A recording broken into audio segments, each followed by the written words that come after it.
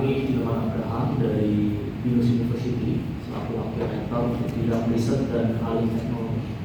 Pertama, kami mengucapkan selamat untuk telah diselesaikannya saat ini istilah tentatif ya pengertian strategi baru digitalisasi nasional. Ya, kami berkomitmen untuk bersosialisasi dan berpartisipasi dalam strategi ini. Ada satu masukan pengertian terkait dengan AI, gitu ya. Kami melihat atau membaca dalam dokumen bahwa SBIN mendorong penggunaan AI untuk efisiensi operasional seperti predictive maintenance dan optimalisasi rantai pasok, yang tertulis seperti itu dalam dokumen. Namun kita ketahui bahwa kemandirian industri nasional atau kedaulatan teknologi tidak dapat dicapai hanya dengan adopsi perangkat lunak atau model AI yang bersifat impor.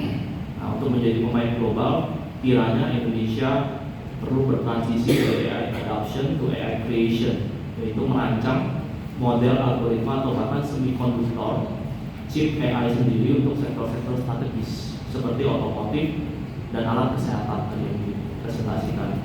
Saat ini tadi juga rekan dari Unhas menyampaikan proporsi belanja riset dan pengembangan atau R&D nasional kami dapat data masih di bawah 0,3% dari PDB, jauh di bawah standar internasional.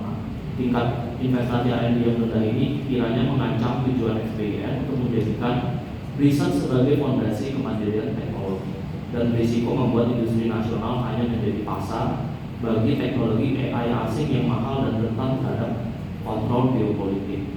Nah, kami ada beberapa saran terkait dengan hal tersebut.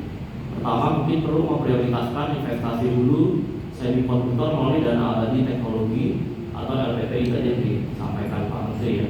Pemerintah kiranya perlu segera mengaktifkan lembaga pembiayaan pembangunan industri dengan mandat khusus untuk menyerap risiko modal dan menyediakan pembiayaan jangka panjang bagi investasi strategis high capital seperti fasilitasi produksi polysilicon dan silicon wafer. Keberhasilan transisi silika dari wafer memberikan multiplikasi nilai tambah dan menjadikan ini sebagai investasi dual purpose yang menopang kedaulatan energi dan kedaulatan digital chip.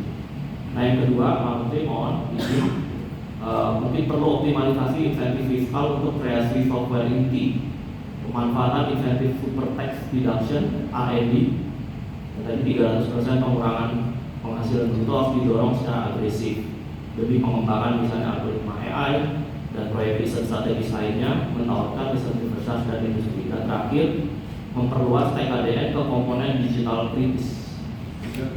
Iya, kebijakan TKDN perlu diperluas ke komponen semikonduktor, sensor, dan link control, misalnya avionics drone dalam pengadaan strategis negara, sehingga menciptakan pasar captive yang menjamin keberlangsungan operasional desain house dan pabrik wafer lokal.